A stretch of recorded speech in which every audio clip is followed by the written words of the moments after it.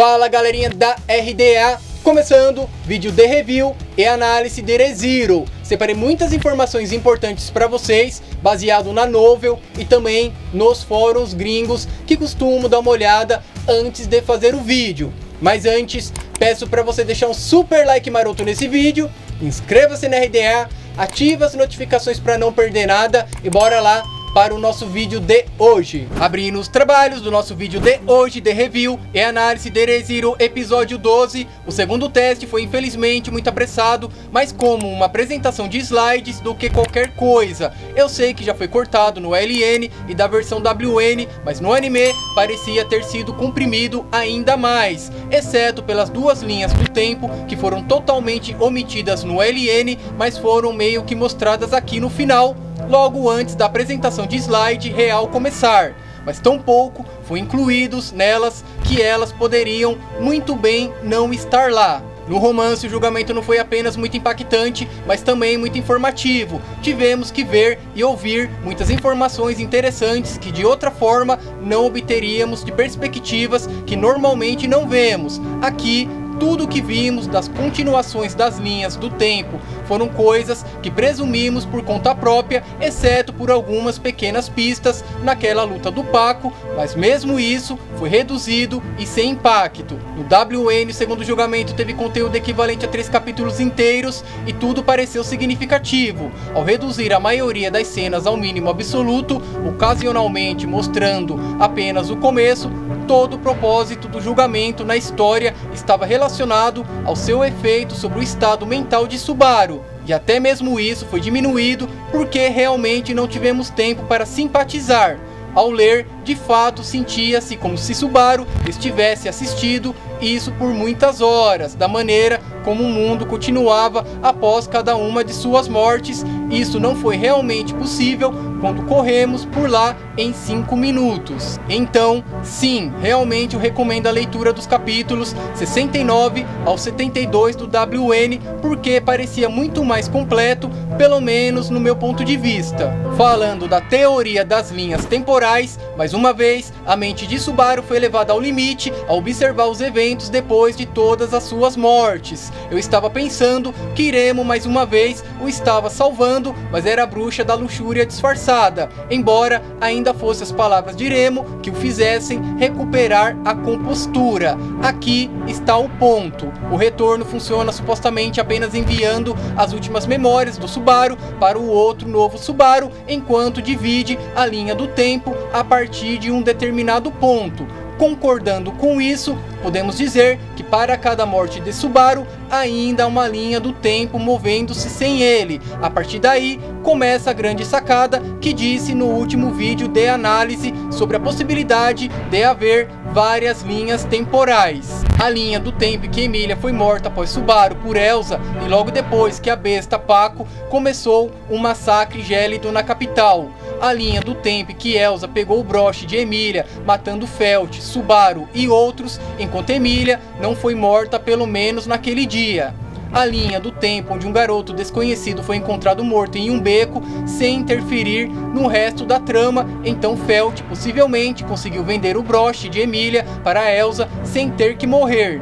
A linha do tempo onde durante a noite Iremo, a habilidosa empregada doméstica, limpou a sangue frio cada pedaço de carne e sangue de Subaru espalhado no corredor da mansão do Rosval, e na manhã seguinte Emília ficou desapontada ao ser informada de que Subaru saiu de casa sem dizer nada. A linha do tempo em que Iramo retornou e relatou a Rosval que o principal culpado pela morte de Iremo cometeu suicídio, então ela lamentou a morte de sua irmã durante o funeral. Emília provavelmente ficou deprimida por um tempo depois de uma tragédia tão radical, tão repentina, e Beatrice provavelmente foi perdoada pelo Marquês. A linha do tempo muito semelhante que Petekelze conseguiu matar Emília e foi morto pela besta do fim, que dessa vez também matou Subaru intencionalmente. A linha do tempo onde aconteceu o mesmo acima, mas dessa vez Petekelze não se deu ao trabalho de matar Emília e pelo menos a mansão foi poupada de congelar. a linha do tempo em que Félix e Julius provavelmente foram honestos ao relatar a Emília tudo o que o falecido Subaru fez para salvá-la, então chocada e culpada, Emília voltou com Ramo à mansão para esperar Roswaal, enquanto Félix e Julius encontraram uma terrível surpresa no caminho de volta à capital. Finalmente, a linha do tempo onde Emília, em choque absoluto, encontrou Subaru morto após ele se suicidar sem motivo, ao lado de uma garota de cabelo azul, completamente desconhecida. A única pessoa que amava se matou. Então Félix disse para ela deixar a capital. Emília, deprimida, confusa e mais solitária do que nunca, incapaz de enfrentar qualquer novo desafio, voltou para a mansão. Não me pareceu que tudo isso tenha sido produzido pela mente do Subaru. Como seria possível ele ter elementos em suas memórias dos quais ele não testemunhou? Em tese, ele só pode adquirir memórias até o período de sua morte, nada depois disso. Isso dá base para essa teoria, e a própria Ekidona diz que não tem certeza se as memórias foram produzidas pelo Subaru. O que vocês acham? Falando do contrato, mais uma vez de volta para a festa do chá de Ekidona e o conflito surgido entre a bruxa da ganância e Subaru. O que é certo ou errado não faz diferença até que os efeitos sejam tocados, e nesse caso um contrato seja selado, pelo menos é a intenção da nossa bruxa. Bastante surpreso que a menção a isso atrai a ira das outras bruxas que apareceram uma por uma, exceto Satella. É claro, a perspectiva no final de promessas autorrealizáveis para um melhor caminho que leva a um melhor futuro para Subaru, que de alguma forma Ekidona quer reivindicá-lo em meio a um jogo de palavras.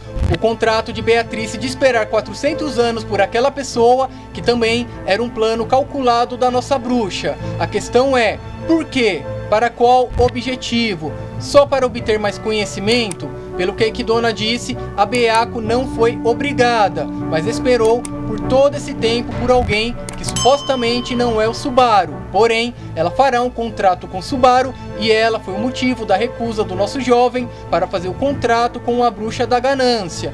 O discurso em 360 graus de Ekidona foi incrível. Ela realmente é a bruxa da ganância, e sua sede insaciável de conhecimento é assustadora e perigosa. Tudo o que ela queria de Subaru é o retorno por morte, para que ela pudesse satisfazer sua curiosidade e ganhar ainda mais conhecimento.